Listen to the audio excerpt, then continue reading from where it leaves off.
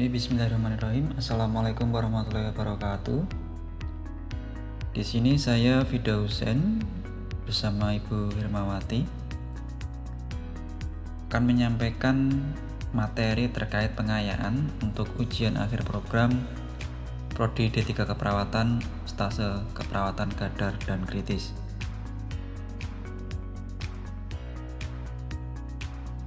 Penyelenggaraan ujian akhir program atau UAP yang dilaksanakan sebagai bentuk evaluasi terhadap seluruh proses yang telah ditempuh selama kuliah 6 semester untuk melihat kompetensi yang telah dicapai. Kompetensi D3 keperawatan yang meliputi pengetahuan, keterampilan, dan attitude. Dengan demikian dapat dilihat seluruh proses pembelajaran oleh mahasiswa dan dosen serta komponen penunjang dalam proses pendidikan. Adapun untuk ujian akhir program Prodi D3 Keperawatan terdiri dari KTI atau KIE dengan bobot 40%, OSCA atau OSCA bobot 35%. Dalam hal ini untuk kadar kritis ada 4 skill. Ujian kognitif atau assessment ini bobotnya 25%, ada 20 soal untuk kadar kritis. Adapun untuk nilai batas lulus minimalnya adalah 65. Untuk ujian akhir program, soal kognitif ini dilaksanakan secara online atau dengan CBT nantinya. Lalu untuk soal skill ini adalah offline. Ada 4 skill ya yang akan diujikan, tapi nanti masing-masing mahasiswa akan mendapatkan 1 soal skill yang akan diacak seperti itu. Adapun untuk soal kognitif ada 20 soal meliputi materi terkait peran perawat gawat darurat, initial assessment meliputi primary survey dan secondary survey, trauma dada dan penanganan pasien trauma dada, penanganan pasien tersedak, diagnosa keperawatan pada gangguan pernafasan. Ini membedakan antara diagnosa pola nafas, bersihan saluran nafas, dan penukaran gas. Lalu untuk soal kasus nanti menentukan diagnosa keperawatannya.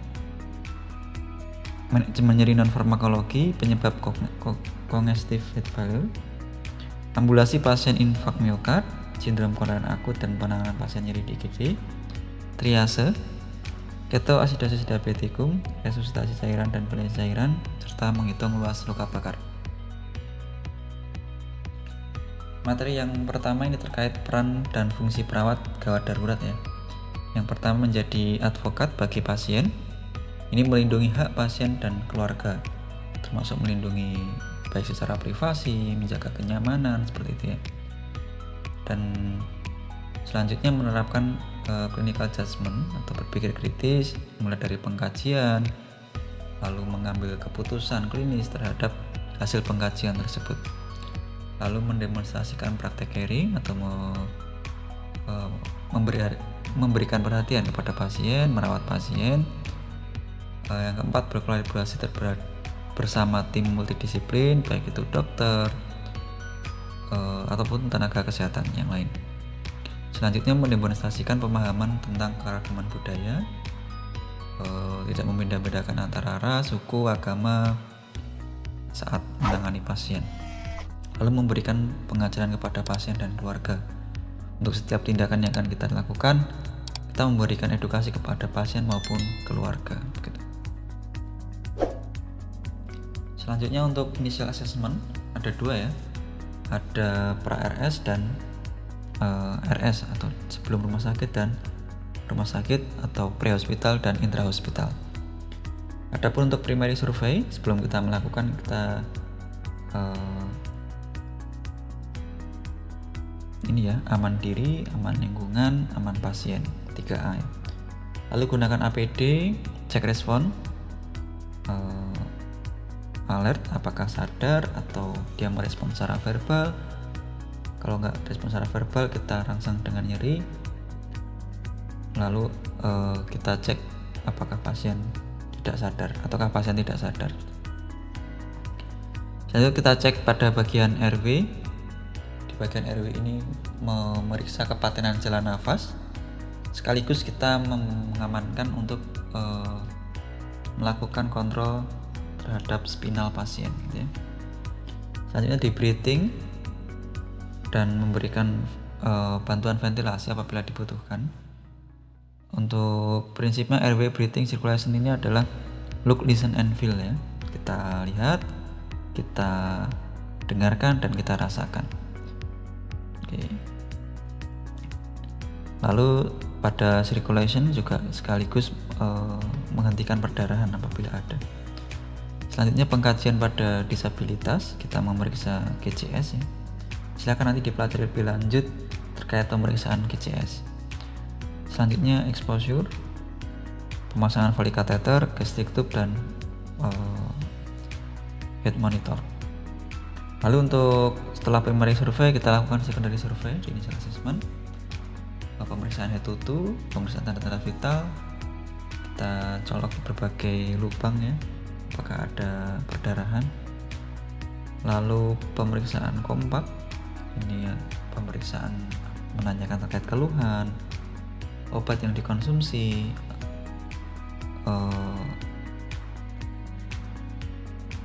medikasinya, lalu penyakit penyerta, apakah ada alergi dan kejadian yang menyertai pasien. Lalu bisa juga fototorak atau fotorangsen dan pemeriksaan lab. Adapun untuk diagnosa terkait ABCDE pada pasien gawat darurat, di RW bisa muncul permasalahan bersihan jalan nafas, misal ada gargling, snoring, atau tidur gitu ya. Lalu ada resiko aspirasi.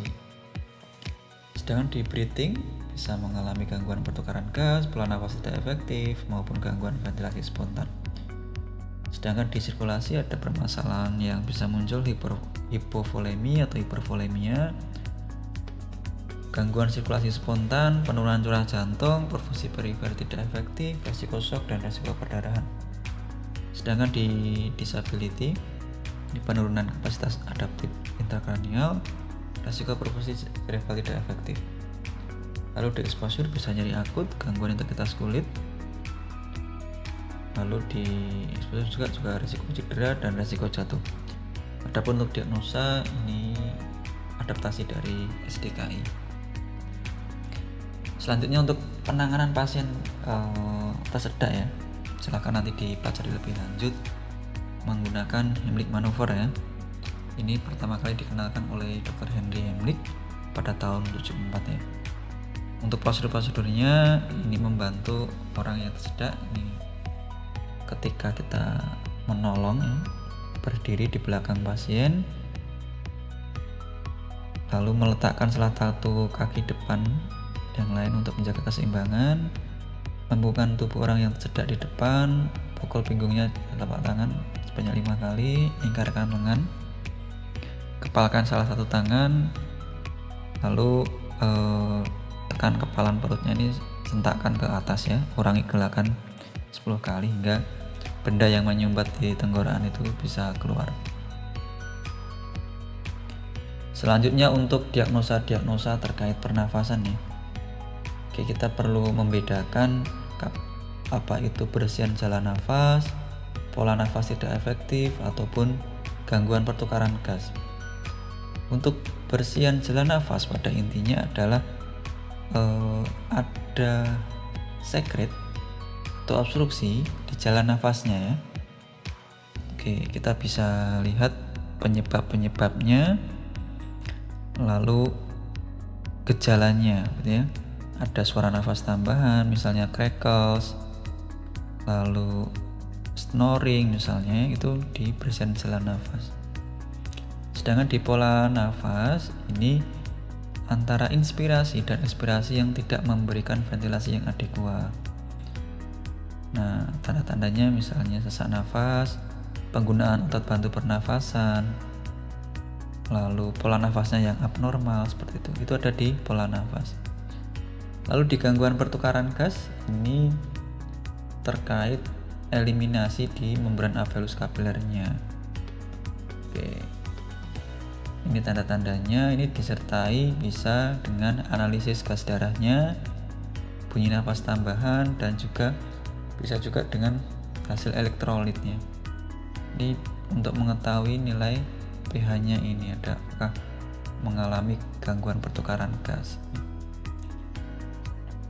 Oke.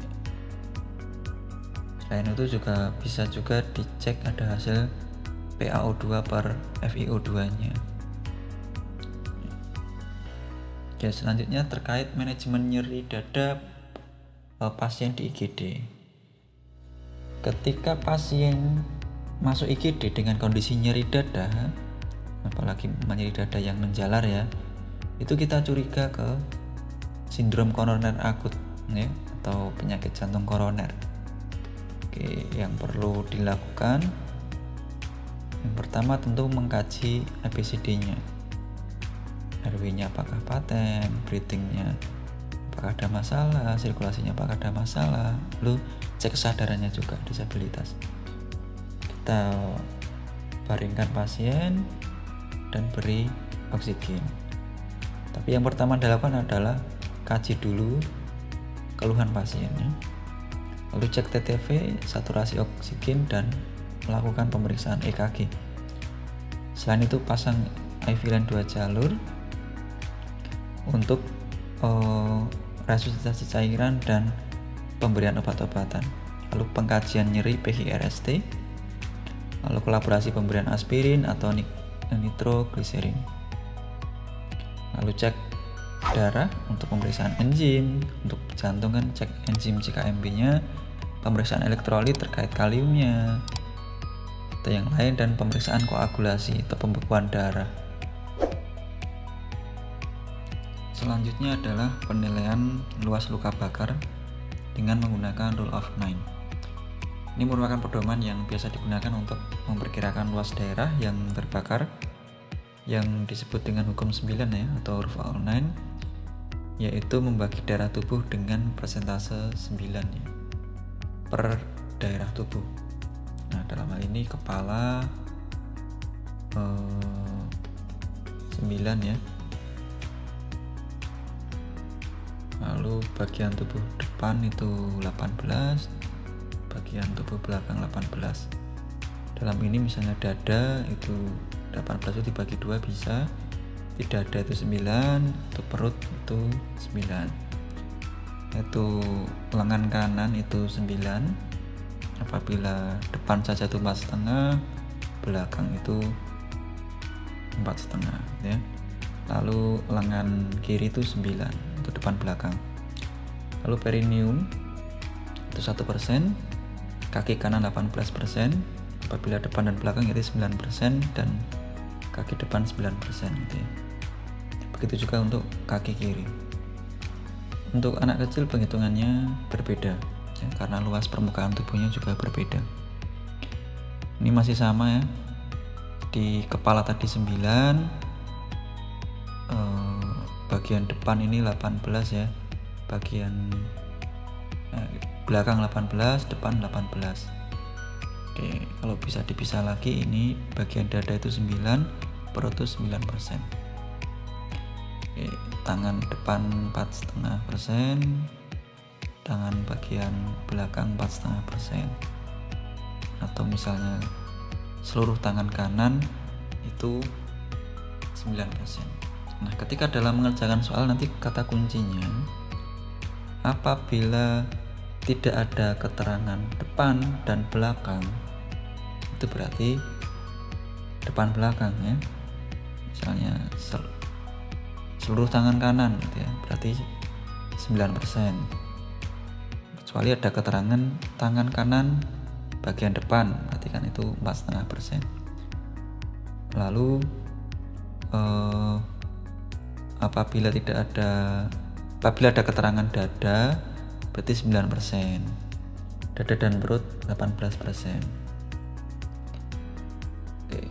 Lalu untuk seluruh tangan misalnya, seluruh tangan berarti kan depan belakang, kanan dan kiri, berarti tangan kanan itu 9%, dalam ini depan belakang, lalu tangan kiri 9%. Jadinya untuk keseluruhan tangan itu 18% ya. Itu untuk penghitungan luas luka bakar. Nah, itu Tujuannya untuk apa menentukan luas luka bakar? Itu untuk menentukan kebutuhan cairannya nanti gitu ya. Untuk penghitungannya adalah persen luas luka bakarnya dikalikan berat badannya lalu dikalikan 4. Nah, dari total penghitungannya itu tadi adalah kebutuhan cairan dalam 24 jam. Nah, kebutuhan cairan 24 jam tadi dibagi 8 jam pertama dan 16 jam berikutnya atau sisanya. Itu untuk hari pertama. Oke. Misalnya seseorang dewasa dengan berat badannya 50 kg dan luas luka bakarnya 20%. Kita masukkan rumusnya. 20% dikalikan 50 kg ya, dikalikan 4 cc. Jadi ketemunya 4000 cc atau 4 liter dalam 24 jam. Nah, untuk teknis pemberiannya nanti diberikan dalam 8 jam pertama itu setengahnya atau 2000 cc itu untuk penghitungannya tadi. Nah, selain diberikan resusitasi cairan, itu kita juga perlu memantau balance cairannya. Kita tuliskan di lembar pemantauannya. Ini contoh lembar pemantauan untuk pasien luka bakar ya. Kita tuliskan monitoring per jamnya, berapa cairan yang masuk, berapa cairan yang keluar, seperti itu. Oke, silahkan coba siapkan kertasnya ya, nanti bisa ditulis jawabannya di kertas ya, nanti kita bahas di slide berikutnya.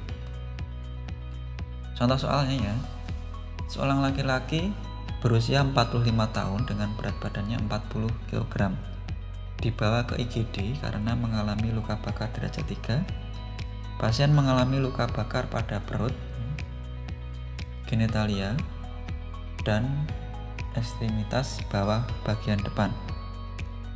Pertanyaannya, berapakah luas luka bakar pasien? Pertanyaan pertama ya. Silahkan dihitung berapa luas luka bakarnya. Okay.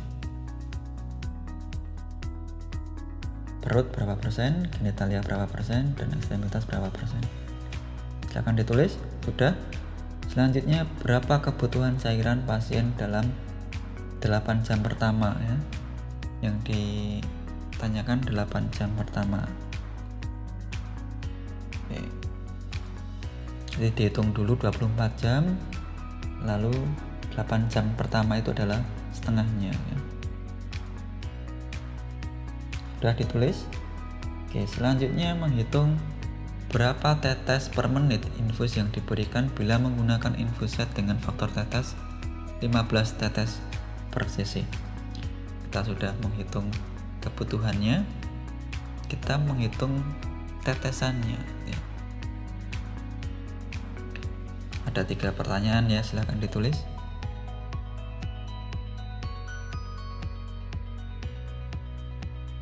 Oke, saya lanjutkan. Kita cek jawabannya ya. Oke, cara menjawabnya. Yang pertama, menentukan luas luka bakar. Ini pertanyaan yang pertama ya.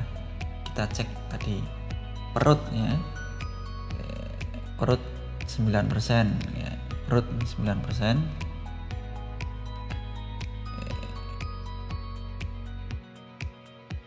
Lalu genitalia atau perineum ya 1%.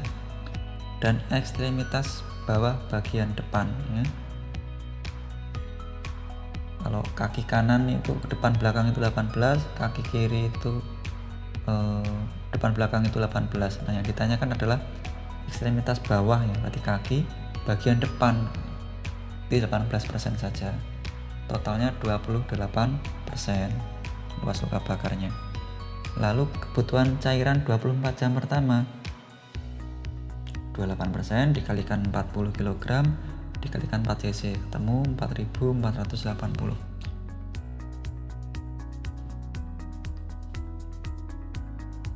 Hukum nanti ada kalkulator ya, jadi nggak perlu bingung untuk menghitung. Kebutuhan cairan 8 jam pertama dari setengahnya ya, jadi total kebutuhan cairan 24 jam dibagi 2 yaitu 2240 cc. Begitu juga untuk 16 jam ya. Berikutnya sisanya. Lalu untuk menghitung kecepatan tetesan infus 8 jam pertama. Nah, cara untuk menghitung tetesan infus itu adalah kebutuhan cairannya itu berapa dikalikan faktor tetesnya tadi. Lalu dibagi jumlah waktu yang diperlukan untuk menghabiskan kebutuhan cairannya. Dalam 8 jam pertama itu ketemu 70 tetes per menit ya. Oke, hasil jawabannya apakah ada yang beda? Silakan dituliskan di kolom komentar kalau ada yang beda.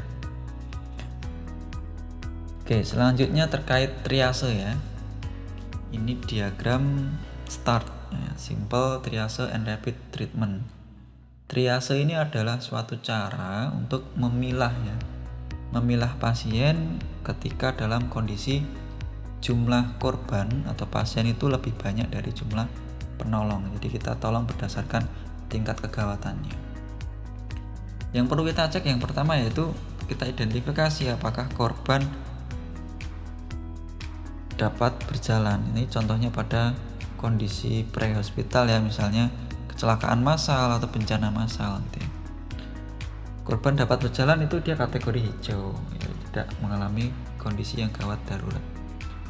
Lalu cek pernafasannya. Apabila pasien tidak bernafas, kita lakukan pembebasan jalan nafas.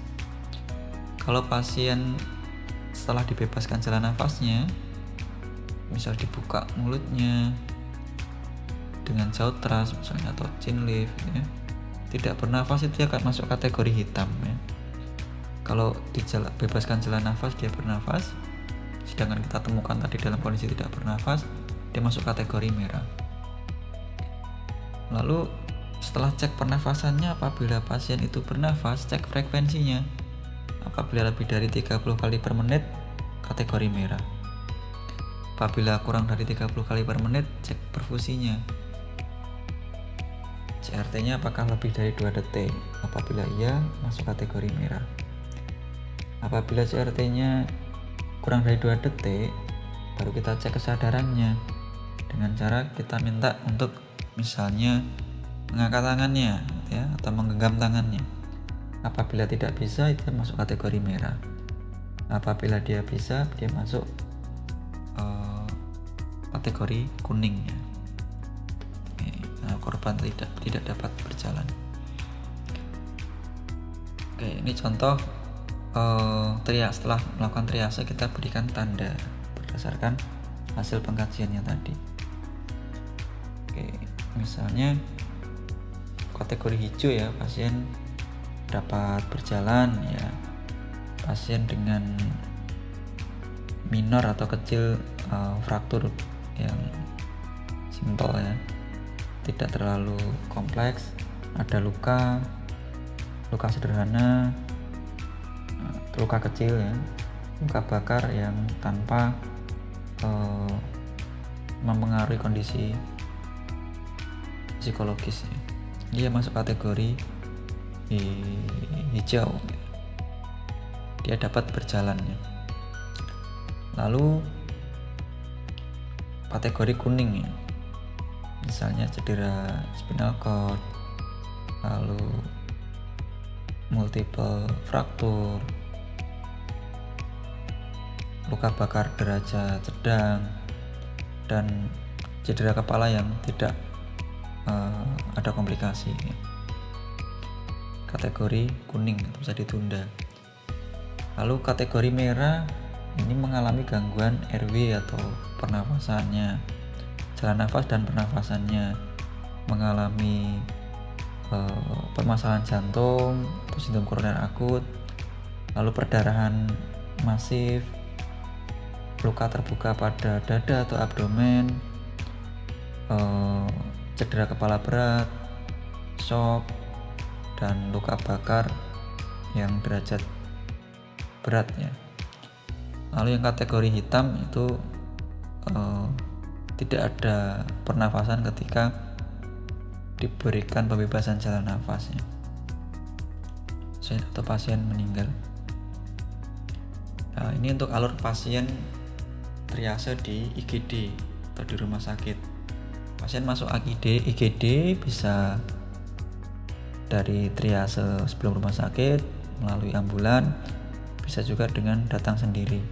Kita perlu lakukan triase ulang apabila bisa jadi dalam kondisi dibawa ke rumah sakit dalam perjalanan mengalami perbukaan kondisi, kita cek ulang.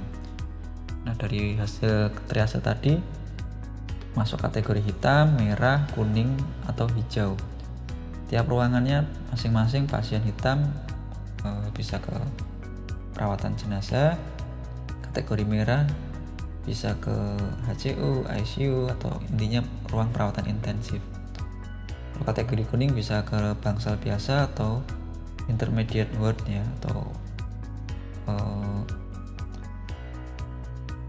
ruang pemantauan gitu ya, atau tindakan monitoring. Kalau kategori merah tadi perlu mendapatkan tindakan resusitasi dan masuk ke ruang perawatan intensif. Sedangkan pasien hijau bisa rawat jalan gitu. Oke, siapkan kertasnya ya. Siapkan lagi ya, nanti kita belajar terkait triase, nanti silahkan kategorikan pada kasus berikutnya. Oke, ada kasus silahkan nanti tulis dia masuk warna apa gitu. Seorang perawat sedang bertugas di IGD mendapat 4 kunjungan ya. Kunjungan pasien secara beruntun dengan waktu yang hampir sama. 3 orang ini mengalami kecelakaan lalu lintas ya. Tuan A berusia 25 tahun datang berjalan sambil memegangi tangan kanannya. Pasien meringis dan berteriak kesakitan. Pernafasannya 20 kali per menit, nadinya 90 kali per menit. Tuan B, laki-laki berusia 35 tahun, ada perdarahan di hidung, mulut dan telinga, gargling, nafas cepat dan dangkal, nadi 120 kali per menit, CRT-nya 3 detik, GCS-nya 3. Lalu Tuan C, berusia 50 tahun, tidak sadarkan diri, tidak ada pernafasan setelah dibebaskan jalan nafas. Kemudian datang Nyonya D, berusia 32 tahun, hamil 38 minggu, sedang berteriak kesakitan bahwa dia merasa dia akan segera melahirkan. Saat ini tidak ada tanda-tanda perdarahan, tekanan darahnya 110/70, nadi 94, pernafasannya 28. Untuk perintahnya, dari 4 pasien tersebut silakan lakukan triase, berikan warna pada setiap pasien. Silakan.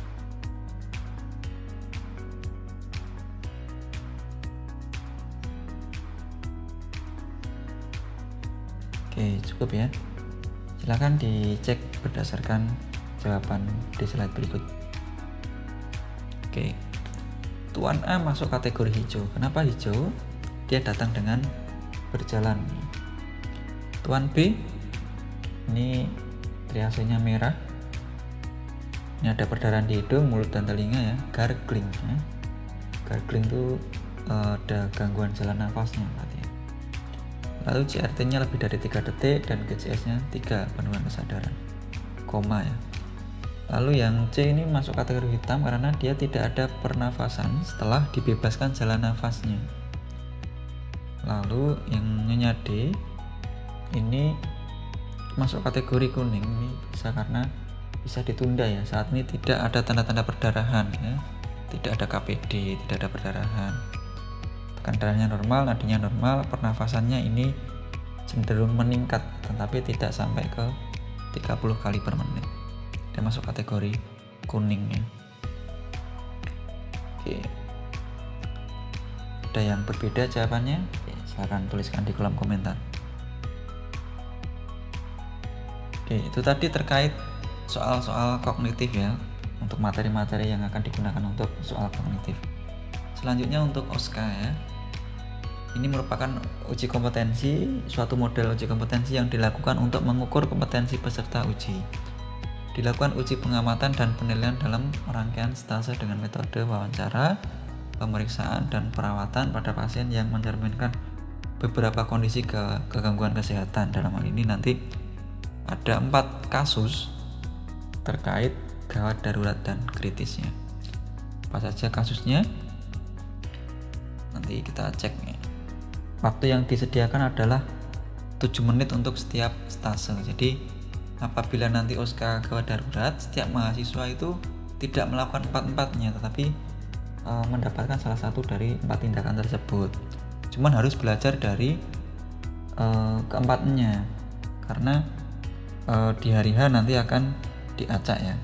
Adapun 4 skillnya yaitu yang pertama pengambilan sampel AGD ya, yang kedua penggunaan siring pump, yang ketiga RJP, yang keempat pembalutan. Adapun untuk toolnya yang kita gunakan nanti bisa dicek di modul waktu mata kuliah gadarnya masing-masing, atau bisa screenshot pakai di sini juga bisa. Yang pertama terkait pengambilan sampel AGD ya, yang pertama yang fase orientasi tentunya memberi salam, memperkenalkan diri, menjelaskan tujuan. Jadi untuk menjelaskan tujuan kita harus belajar terkait konsep pengambilan AGD itu tujuannya untuk apa. Tujuan AGD adalah untuk melakukan analisis gas darah. Indikasinya nanti silakan dipelajari pada pasien yang seperti apa, prosedurnya dijelaskan juga. Setelah itu menanyakan kesiapan pasien. Adapun untuk fase kerjanya, ini mendekatkan alat ke pasien, mencuci tangan, mengambil sarung tangan ya, prinsip steril, memakai sarung tangan, dan mengambil speed mengisi dengan heparin 0,1 cc.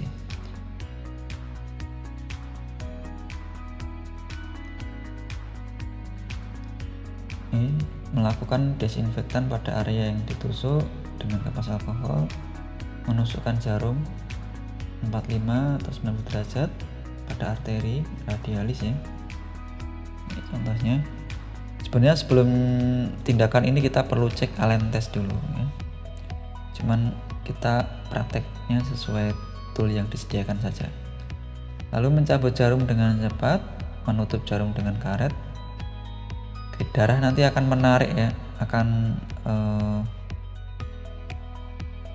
mengalir dengan sendirinya ya, karena mendapatkan tekanan dari arteri. Setelah dicabut, menutup jarum dengan karet dan memutar speed agar heparin tercampur dengan darah. Masukkan spade yang berisi sampel darah pada tempat yang berisi es. Jadi fungsi dari heparin itu agar darahnya tidak membeku ya, dan diberikan es juga agar lebih tahan terhadap cuaca atau suhu sekitar. Lalu melakukan penekanan pada tempat penusukan selama 5 menit. Kenapa harus 5 menit ya? Karena arteri ini adalah tekanannya besar, jadi perlu di dep ya, dalam waktu yang lebih lama gitu. Nanti silakan diucapkan saja, tidak perlu menunggu selama 5 menit. Cuci tangan, lalu dan fase terminasi kita lakukan evaluasi kepada pasien, bagaimana, apakah ada keluhan, menyampaikan rencana tindak lanjut. Setelah dicek nanti akan menyampaikan hasil terkait pemeriksaan AGD-nya ya. Selanjutnya terkait penggunaan siring pump, fase orientasi ya, perkenalan diri, menjelaskan tujuan, menjelaskan prosedur, menanyakan kesiapan. Lalu nanti baca kasusnya, apa obatnya, sediaannya berapa, lalu obatnya disiapkan obat dalam spade 50 cc. Pastikan mesin terhubung dengan sumber arus ya. Dicolokkan dulu sambungan ujung spade dengan extension tube, memasang spade, sambungkan ujung dengan 3-way, hidupkan power, atur dosis. Nah, dosisnya nanti sesuaikan dengan kasus yang diberikan. Lalu tekan tombol startnya. Itu untuk prosedur penggunaan siring pump. Intinya adalah menghitung kecepatannya, sesuaikan dengan kasusnya nanti. Berapa sediaan obatnya, lalu diberikan dalam berapa mili. Selanjutnya melakukan RJP. Oke, fase orientasinya pastikan aman pasien, ini diucapkan ya, misalnya aman pasien, aman penolong, aman lingkungan, ya, diverbalkan. Lalu pemeriksaan AVPU, panggil nama, goyangkan bahu, dan panggil bantuan apabila pasien nggak sadar. Lalu posisi pasien telentang di alas yang datar dan keras. Memposisikan pasien dan penolong ya, diverbalkan saja, ini disampaikan. Untuk fase kerjanya, raba nadi karotisnya, lalu tentukan titik kompresi, berikan kompresi, lalu cek RW-nya ya. Ini lakukan finger swab ya. Lalu di breathing, berikan ventilasi sesuai dengan sesuai siklusnya gitu ya.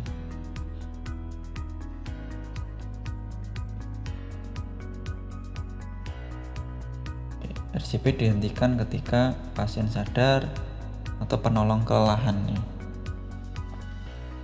Oke. Selanjutnya pembalutan, fase orientasi. Untuk fase kerjanya nanti cuci tangan, mengatur posisi pasien, membalut bagian dosor tarsal, membentuk balutan reversa, mengaitkan pengait pada balutan, dan mencuci tangan. Oke, nanti yang dibalut nanti kita menyesuaikan untuk kasusnya gitu ya.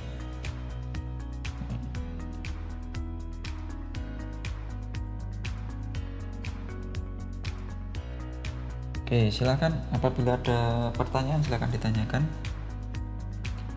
Bisa di kolom komentar atau kolom chat, atau bisa juga nanti ditanyakan saat Google Meet langsung ya.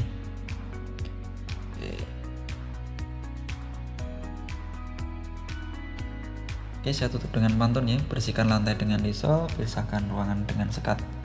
Jangan bosan patuhi protokol. Semoga temu kita hari ini bermanfaat. Apabila ada kurangnya mohon maaf. Terima kasih. Wassalamualaikum warahmatullahi wabarakatuh.